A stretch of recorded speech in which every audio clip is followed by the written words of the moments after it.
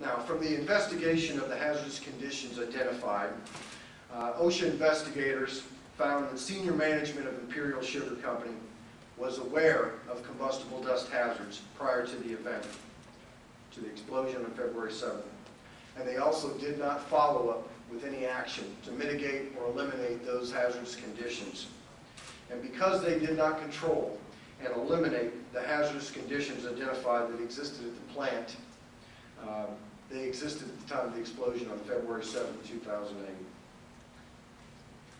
Now, to give an overview of the citations that were issued as of this morning, those citations included 61 egregious willful violations, including 12 instances of housekeeping deficiencies, specifically with elevated surfaces and floors. We also issued 44 egregious willful citations related to electrical equipment deficiencies, specifically indicating that the equipment was not designed or appropriate for the hazardous location. We also identified and issued 5 instances where powered industrial trucks were operated on the first floor of the South Packing House that were not designed for operation in classified locations or hazardous locations.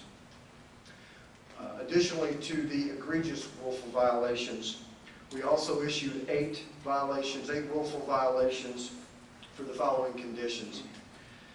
Failure to provide explosion suppression, isolation, and explosion venting for equipment and buildings.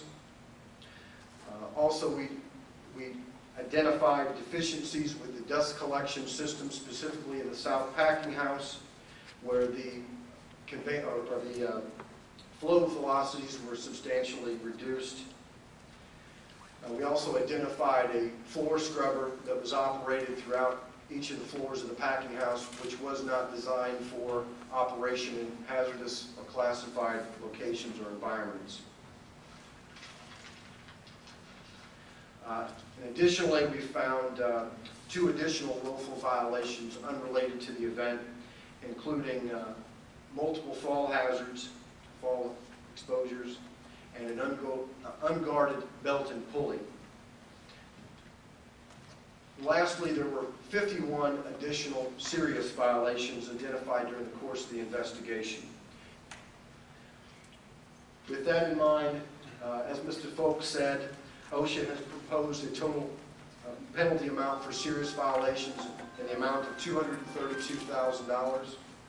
The total for the willful citations associated with the Port Wentworth investigation total $560,000, and the total for the willful egregious violations total $4,270,000.